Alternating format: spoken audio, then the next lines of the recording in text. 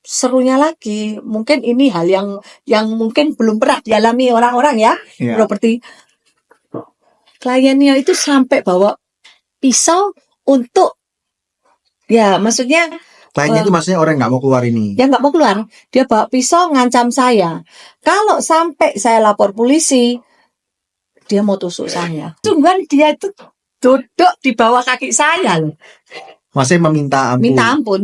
Karena takut. Karena kebetulan isinya hamil. Oh, jadi takut mati. Deal Talks. Halo semuanya, kembali lagi di Deal Talks. Hari ini kita mau cerita-cerita sama chairman dari Dealkan, yaitu Ibu Yen Yen, gitu ya. Halo. Nah, Ibu Yen Yen nih pengalaman di propertinya udah lama banget nih ya. Kurang lebih udah berapa lama join, mulai kapan Ibu? Sudah lama. Kurang lebih hampir 20 tahun. 20 tahun lah. Kurang lebih 20 tahun, gitu ya. Jadi sudah malang melintang ya. Malang melintang, melungker semuanya ya. Semuanya gitu ya. Nah, Bu Yen Yen sendiri berarti waktu join itu atas dasar apa? Kok join di properti itu memang nganggur atau mungkin coba-coba atau apa? Terpaksa. Terpaksa karena ya nggak ada uang.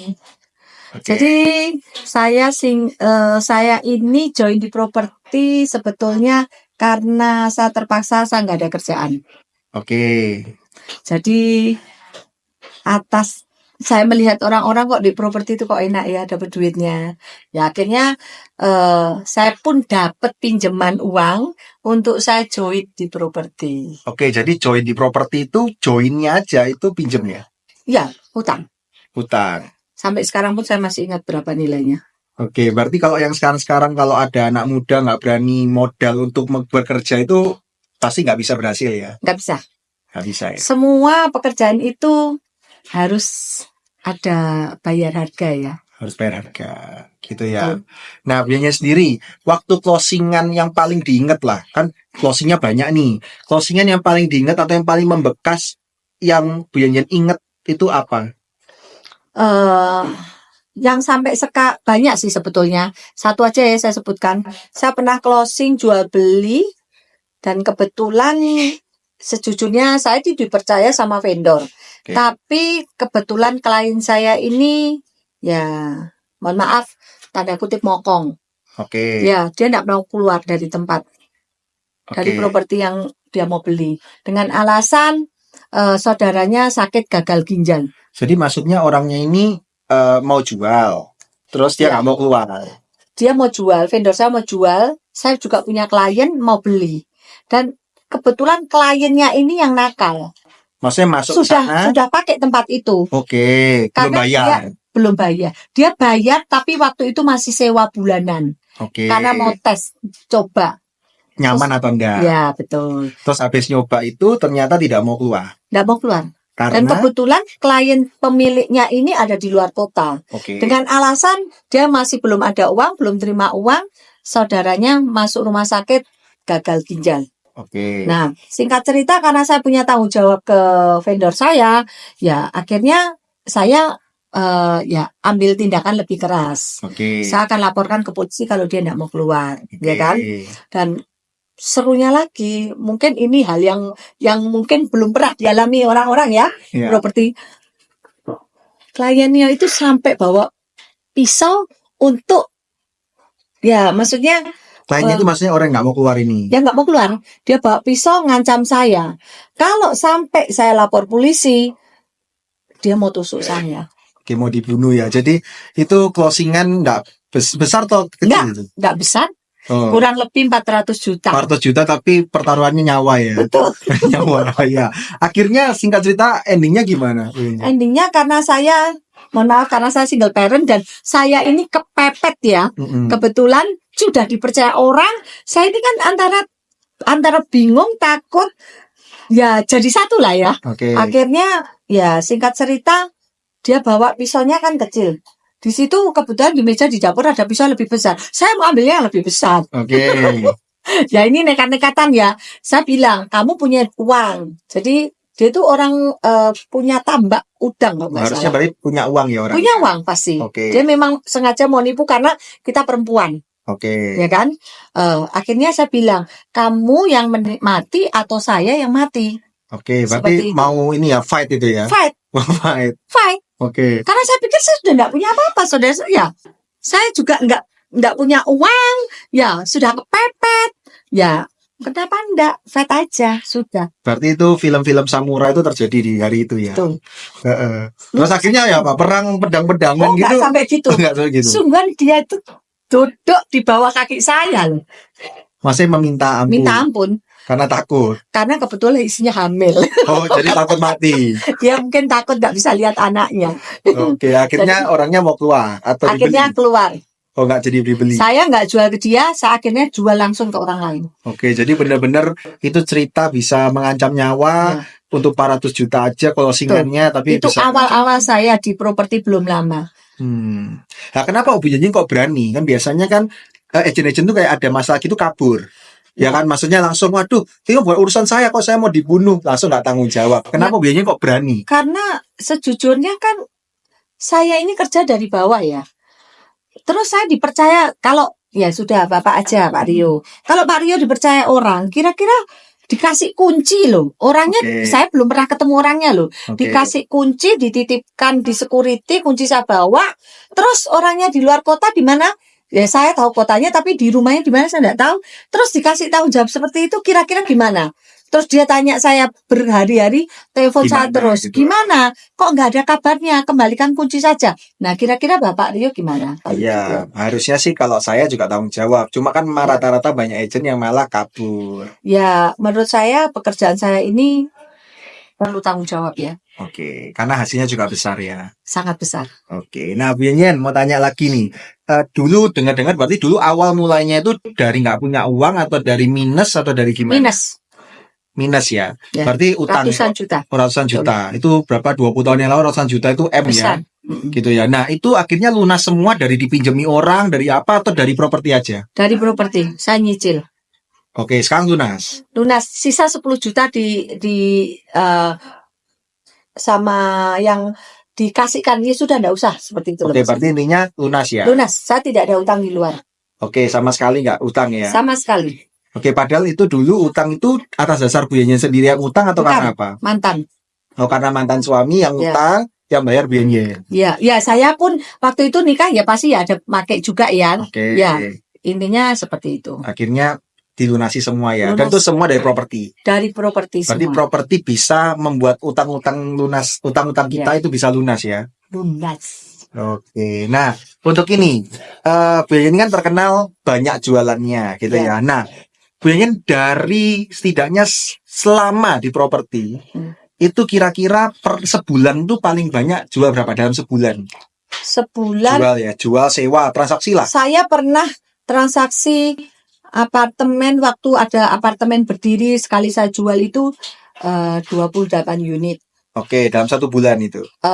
Iya, waktu launching kan. Oke. Ya, terus saya pernah waktu pasar turi juga permulaan, bukan. Itu saya juga jual puluhan unit, Puluhan unit. 20 unit juga 20 lebih. unit itu dalam kurun waktu seminggu, 2 minggu, sebulanan lah ya. Ya, selama launching itu. Nah, terus kalau kan kurang lebih tadi 20 tahun tuh. Ya. Itu total penjualan unit selama 20 tahun tuh berapa unit? Bu Itu Yenyen? ya banyak toh. Kira-kira Bu, ratusan Dari yang ribuan. kecil sampai besar, ya ribuan lah. Ribuan unit ya, Bu. Ribuan lah, ya dari yang mulai sewa, jual, ya. Bahkan kadang kan ada orang itu titip properti, dia beli, ya langsung dilanjutkan jual atau dilanjutkan sewa. Lah, satu orang aja bisa Berkali-kali. kita puterin. Jadi ribuan unit ya sudah dijual ya. Ribuan unit. Ribuan unit luar biasa. Bukan hanya jual ya, sewa juga Jual ya. sewa ya, ribuan unit dalam 20 tahun. Jadi benar industri properti ini menjanjikan ya Bu Yenyen. Sangat menjanjikan. Menurut saya sangat menjanjikan. Oke, nah tapi di era digital sekarang kan semua pakai sosial media nih Bu Yenyen. Betul. Bu Yenyen kan sebenarnya pakai cara yang lama nih, maksudnya kayak banner, door to door. Nah, menurut Bu Yenyen sendiri untuk marketing senior atau mungkin yang sekarang umurnya lebih senior, itu kalau mau join di properti, apakah harus mengikuti model tren sekarang kayak sosial media gini? Harus dong. Harus ya. Kalau enggak, kita kan ya pasti ketinggalan sama yang muda-muda. Jadi nggak mungkin bisa pakai cara lama. Cara lama masih kita pakai, tapi kita juga masukkan cara yang terbaru, ya digital marketing. Karena kalau pelan-pelan nanti ya nggak bisa Tergeser ya. lah pasti. Tergeser ya. Ya, Jadi buat marketing-marketing yang udah senior tetap harus mau untuk belajar ya. betul. Untuk model-model sosial media, konten gitu harus ya. Jujur saya juga susah sih, tapi saya juga mau belajar sih. Oke, luar biasa ya. Nah, Bu Yenyen, pernah nggak sih di momen-momen Bu Yenyen tuh berjalan itu mau menyerah atau kayak mau pindah kerjaan karena ini banyak terjadi kan? Saya Mm-mm. nggak pernah. Kenapa? Ini kan aneh ya teman-teman. Kenapa kok nggak pernah mau menyerah? Coba dipikir aja, kerjaan apa sih yang lebih enak dari properti? Walaupun bukan gampang ya, saya ngomong ya, bukan pekerjaan yang mudah. Oh, duitnya dapatnya besar, masuk pekerjaan yang mudah, enggak. Oke. Saya bisa bahkan mau closing besar tuh saya bisa kerjakan itu berbulan-bulan, Oke. tapi hasilnya ratusan juta. Setiap satu kali closingan kadang Iya. bisa. Oke. Nah, berarti misal kayak contoh nih, biasanya juga pernah mengalami, tapi itu kan kadang cerita suksesnya. Kalau Iya. cerita awal-awalnya kan kayak tadi nggak mau menyerah Ya, nih. pasti ada susahnya. Ya, Cuma. tapi titik terendah dalam hidup yang kayak bener-bener wah gak kuat ini aku. Itu momennya apa Bu Yenyen? Waktu di properti ya, Ya, properti. awal-awal Closing awal-awal masih awal join ya. awal-awal join itu begitu sulit buat saya. Jujur banyak gimana ya? Banyak kendala ya, banyak dihina orang. Diremehkan. Betul. Dan lagi kalau kita itu awal-awal kan kita belum ngerti properti, belum profesional lah ya. Oke. Jadi diajak ngomong klien juga nggak nyambung Oke, untuk jadi harganya. diajak ngomong gitu. Ya, ya kayak seperti itu kan harga juga nggak ngerti. Oke. Lokasi apa, saya juga nggak mengerti. Itu adalah awal titik terendah saya yang terberat. Oke, maksudnya gak closing maksudnya. Nggak closing, ya. Selain itu, walaupun ada closing kecil-kecil, tapi kan harus belajarnya banyak. Saya harus cari klien lebih dari yang senior. Oke. Makanya kalau awal join di properti itu, ya effortnya harus lebih ya. Daripada yang sudah lama. Betul. Jadi kalau kita join itu kita nggak boleh malah santai, tapi harus kerja lebih keras daripada yang Betul. senior. Iya, karena semua klien pasti menuntut kamu mengerti harga, kamu ngerti lokasi, kamu ngerti kira-kira punya klien untuk masarkan propertinya ini apa kalau jual. Nah, poin-poin itu kalau awal pasti orang nggak mengerti. Ya, setuju. Ya, itu yang berat. Nah, tapi Bu Yenyen tuh punya nggak keseharian kayak satu hari itu ketemu orang berapa? Oh, jangan tanya. Kalau dulu saya awal ya, saya ketemu orang minim 10 sampai 15 orang Sehari. sehari. Luar biasa itu. Sehari. Makan gimana itu? Sampai anak saya nggak pernah ketemu saya. 10-15 hari ya. 10 sampai 15 orang. 10 sampai 15 orang. Setiap hari ya. Setiap Ya hari. wajar kalau closingnya ribuan ya. Wajar ya. Kalau teman-teman sekarang ketemu satu itu sudah dianggap kerja, Bu Yenyen. Anak muda-muda sekarang kayaknya seperti itu ya. Ya. Makanya anak-anak muda sekarang dengan kita yang dulunya tuh barat bumi dan langit ya. Oke, tapi harusnya dengan digital mereka harus juga bisa sukses ya. Harusnya saya lihat banyak anak muda sekarang yang sukses tuh. Lebih sukses dari saya, dari kita yang senior. Jadi ya itu sudah memang gimana ya. Anak-anak muda sekarang kan main digital. Oke. Nah, sedangkan properti semuanya nggak seperti era yang zaman lama. Oke. Open house kan nggak Ya. seperti itu. Digital aja Lebih mereka berkurang semuanya lah ya. cari-cari digital. Anak-anak muda kan mainnya seperti itu. Yang beli anak muda, yang jual anak muda jadi klop. Berarti intinya yang kurang tuh effortnya ya anak muda Ya. ini. Kalau effortnya disamakan dengan yang dulu Ya. harusnya lebih luar biasa ya. Harusnya lebih dari kita. Lebih Yang dari kita senior. ya. Luar biasa. Nah, Bu Yenyen kayak apa saja dengan pencapaian-pencapaian ini? Apa saja yang selama kerja di properti itu udah diraih atau sudah dicapai atau sudah make it happen, sudah terjadi nih? Dilsi mau denger kan Selain apa-apa? mulus-mulus ya. Ya, selain uang nih, apa aja? Saya dari properti saya pribadi bisa keliling dunia. Udah Dalam planning semua. arti sebagian besar ya. Afrika belum ya. Afrika belum ya. Next time. Amerika sudah. Amerika sudah beberapa kali. Asia Sudah hampir semua. Eropa Sudah semua. hampir semua. Itu full dari properti atau dari siapa mungkin dapat? Nah, dia dari properti ya. Dari Properti mana? semua. Iya. Saya dulu pernah sebelum saya ini belum nikah, saya sudah punya angan-angan Tuhan. Saya nanti rencananya saya punya impian mau traveling Ke seluruh dunia. ke seluruh dunia. Saya nanti merit biar suami saya yang bayarin. Kan Oke, rencananya gitu. Tapi ternyata tinggal rencana. Malah bayar sendiri. Malah bayar sendiri. Sebenarnya bukan dibayar. Kadang ada berapa yang free kan ya dari developer atau dari Oh ya, mana. ada beberapa bonus sih. Karena penjualan besar. Jadi sampai bahkan saya ke Dubai itu berapa kali, ke Korea berapa kali. Seperti itu. Dari properti semua ya. Itu juga ada beberapa bonus dari developer. Ke Eropa pun beberapa kali juga ada sebagian dari developer. Berarti intinya di properti itu sangat bisa selain uang juga bisa menghasilkan keliling dunia gitu ya. Happy juga kan, kita menikmati kan. Jadi properti sendiri biasanya punya enggak tapi? Loh ya iya dong, itu kan salah satu aset saya. Oke. Kalau saya kerjanya di properti nggak punya properti ya omong kosong dong. Berarti kita kayak berkata dukun ya biasanya. Dukun tuh kayak ngomongi orang, oh cara kaya kayak gini, tapi dia nggak kaya. Lah ya percuma. Kalau gitu nggak usah kerja di properti kalau nggak kaya ya. Jadi agent properti itu harus investasi harus punya sendiri. Properti, ya. Harus berani invest. Betul.